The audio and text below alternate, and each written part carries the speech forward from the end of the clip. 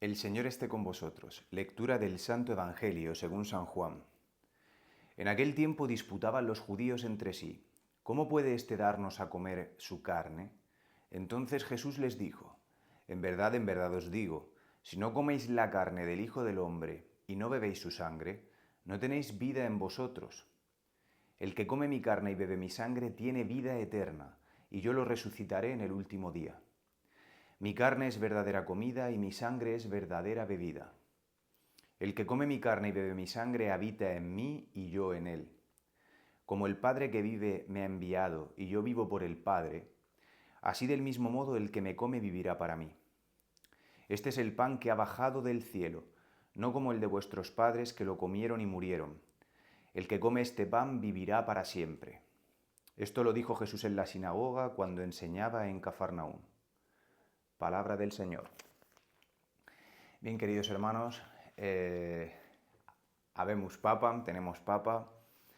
Yo estoy contentísimo. Fue una experiencia increíble vivir un momento histórico de la Iglesia que jamás hubiera imaginado vivir. Me llevó a años atrás, cuando con 14 años vi por primera vez al Papa, que fue a San Juan Pablo II, aquí en la ciudad de Roma también, precisamente en el año jubilar del año 2000. Y se me salía el corazón al verlo, ¿no? Al ver su expresión, su cara, su santidad.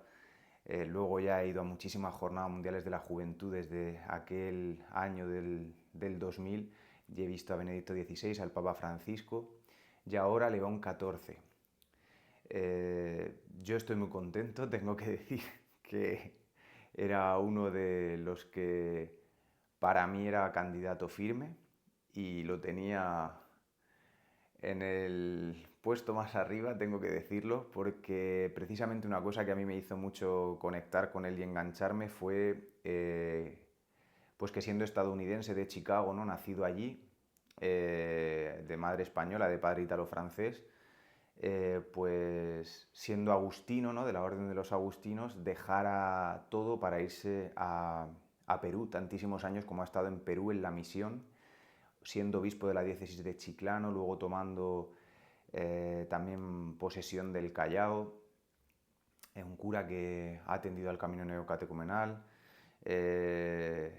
con alegría, con entusiasmo, un hombre sencillo, que desde el 2014 es obispo, cardenal desde 2023, y poquito tiempo llevaba en Roma, en este dicasterio, como prefecto para la congregación de los obispos, ¿no? Un puesto importante dentro del Vaticano, es el que se encarga de elegir obispos y ponerlos en cada uno de los lugares del mundo frente a esta realidad que vivimos.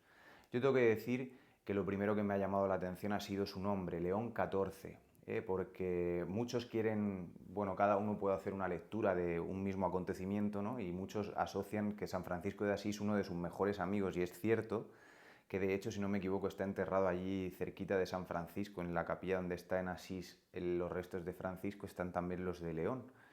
Era un fiel amigo de Francisco que se llamaba León y lo acompañaba.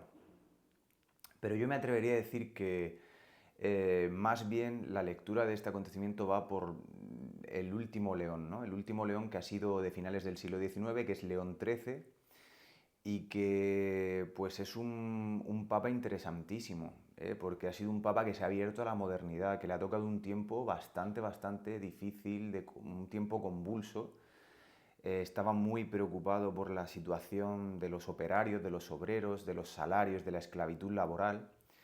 Le tocó precisamente que la unificación de Italia y que se extinguiera todo el tema de los estados pontificios. Con él termina la época de la, digamos, de la iglesia poderosa, ¿no? Con sus estados pontificios, y entonces tiene que lidiar un poco con esta situación del poder político y el poder de la iglesia, ¿no? Y ver cómo la iglesia, siendo una esfera distinta a lo político, está llamada a iluminar como un faro toda esta realidad. A mí el discurso de ayer me pareció muy bonito, muy cercano. Que empiece saludando con el saludo de Cristo resucitado en este contexto de Pascua se me hizo muy bonito, a mí me emocionó.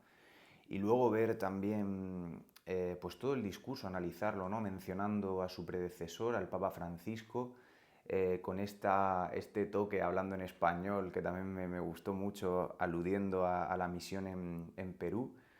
Y hablando de esto, de ser puente, de ser diálogo, de no ser una iglesia rancia, extraída fuera del mundo, sino en el mundo, para iluminar al mundo, para establecer el puente entre Dios y los hombres, ¿no? Eso es pontífice, es un puente. Entonces yo me atrevería a decir que este Santo Padre va a ser un papa diferente a Francisco, con personalidad propia, pero que sin duda valora muchas cosas del pontificado de su predecesor. De hecho era muy amigo, muy cercano, y que esta apertura que ha tenido la Iglesia en este tiempo, pues también él le dará continuidad. Pero este nombre de León XIV a mí me inspira como que León XIII fue el que escribió Eterni Patris, Rerum Novarum, todas estas encíclicas. Tiene un montón de encíclicas que son muy sociales, muy de doctrina social de la Iglesia, del magisterio, y pienso que estamos en un tiempo en el que la Iglesia tiene que iluminar esta realidad social, y creo que un poquito por ahí va. Así que pues nada, tenemos Papa, el ambiente en Roma pues ha sido maravilloso en estos días. Y quería hablar un poquito del Evangelio de hoy, perdonarme esta cápsula del Papa, pero creo que era de ley hacerla, no todos los días vive uno en primera persona enfrente del balcón esta gracia. El Evangelio de hoy, a mi hermano, escuchándolo, me recordaba a la apología de San Justino. San Justino es un santo del siglo I que cuando pretende justificar, bueno, más bien del siglo II, del 150 por ahí después de Cristo, cuando pretende justificar o explicar más bien qué es lo que hacen los cristianos en la misa, porque ha escuchado que por ahí se van diciendo que los católicos, los cristianos, se comen el cuerpo de un tal Cresto, y tachaban a los cristianos de caníbales porque comían cuerpo y sangre humanas. Entonces él se pone a explicar en su apología cómo se hacía la Eucaristía cristiana y cómo el pan se transforma en el cuerpo y todo esto. Me recordaba eso. ¿Y dónde está la unión, hermanos, de la Iglesia? En el cuerpo y la sangre de Cristo. Hoy el Señor lo dice claramente: quien come y bebe mi sangre tiene vida eterna. Y a mí esto, hermanos, me preocupa mucho, porque muchas veces veo que la gente se conforma con decir que cree en Dios y piensa que eso vale. ¿Dónde se ejecuta, dónde se palpa, dónde se ve, dónde se entiende que tú verdaderamente estás unido a Jesucristo? Que tú te adhieres a esta salvación gratuita que Dios da a través de su Hijo a los hombres. ¿En qué comulgas? Precisamente comunión, la palabra comunión quiere decir entrar en unión con. Tú te haces uno con Cristo, y no lo digo yo, esto son ipsísima verba Jesu, esto son palabras de Jesucristo, las dice hoy en el Evangelio. Que quien come su carne habita en mí y yo en él. O sea, la certeza de que Cristo está en ti es que te haces uno con él en la comunión. Por eso, ¿cómo la gente puede preferir una situación de pecado mortal y renunciar a la comunión? Y empiezas a anestesiar tu conciencia y empiezas a vivir una vida que está lejos de Cristo.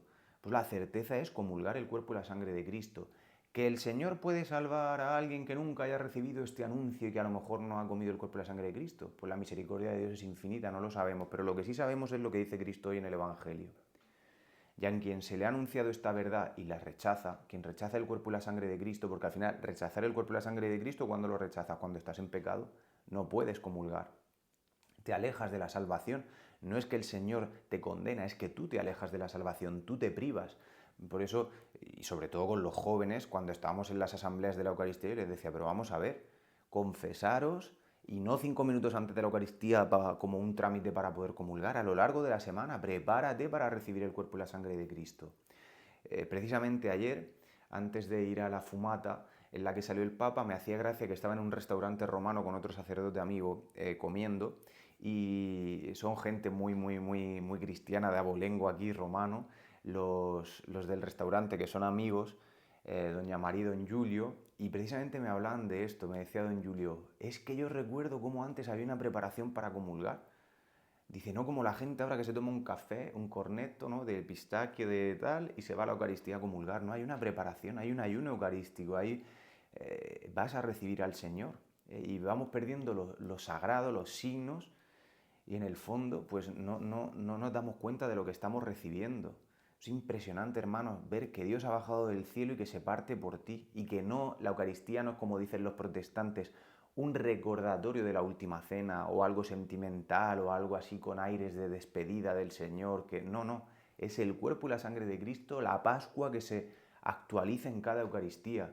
Por eso te aseguro que si tú de verdad creyeras que está el cuerpo de Cristo en las especies eucarísticas, que está su cuerpo y su sangre, que experimentas de a lo mejor entrar a la Eucaristía medio en la muerte, triste, atribulado, porque hay un pecado que no te deja, porque tienes una situación familiar, tú saldrías consolado de decir, leche, que Cristo se hace uno conmigo. ¿Cómo lo voy a rechazar? Si el esposo viene al encuentro, ¿cómo lo voy a rechazar? Pues de esto está hablando Juan. Está hablando del cuerpo y la sangre de Cristo. No sabemos lo que tenemos, hermanos. Tenemos el tesoro en la iglesia de la resurrección del Señor. Tenemos a Dios mismo que se parte por nosotros. Y esto es un motivo para estar contentos, para estar alegres y para saber qué es lo que recibimos. Por eso, hermanos, aquí el Señor nos lo dice bien claro. Dice que vuestros padres comieron el maná y murieron, este pan, ¿no? Que era figura de lo que tendría que venir. El Señor está diciendo, yo en mi carne he llevado a plenitud toda esta obra que he ido realizando con el pueblo de Israel. Pues hermano, acerquémonos a la Eucaristía, no tengamos miedo de comulgar el cuerpo de Cristo y recibámoslo sabiendo esto, que este cuerpo y esta sangre dan vida eterna. No cualquier tipo de vida, no es la vida que tú te buscas, ¿no? Cuando te buscas un amante, cuando te buscas comer en el restaurante que te gusta, cuando te quieres dar un placer en la sexualidad. No es esa vida que es efímera y luego te deja vacío, te deja tirado por el suelo y te deja triste y te pone de mal carácter y te lleva a aislarte, no. Es una alegría, es una felicidad eterna que te lleva al cielo. Peregrinos de esperanza, como dice este jubileo. Por eso, hermanos, ánimo. Estamos todavía en el tiempo pascual, la Iglesia está viviendo un tiempo maravilloso y yo espero de verdad que todos nos contagiemos de esta alegría y que oremos por el nuevo Santo Padre, en vez de juzgarlo, en vez de ponernos a comentar a lo que me gusta, a lo que no me gusta, recemos por él, para que el Espíritu Santo asista a la Iglesia con fuerza. Así que podamos entrar de verdad en este tiempo de Pascua, contemplando el amor que Dios nos tiene, que te tiene a ti, que me tiene a mí, que no nos deja, que se sigue partiendo en cada Eucaristía. El Papa es importantísimo, pero ¿y Dios en la Eucaristía? Que se nos da cada día si queremos, cada semana, y cuántas veces tú y yo lo hemos despreciado y lo hemos rechazado. Sin embargo, Él sigue esperándote, porque aunque nosotros seamos infieles, Él permanece fiel. Pues acerquémonos al altar de Dios que nos lleva al cielo. Que así sea.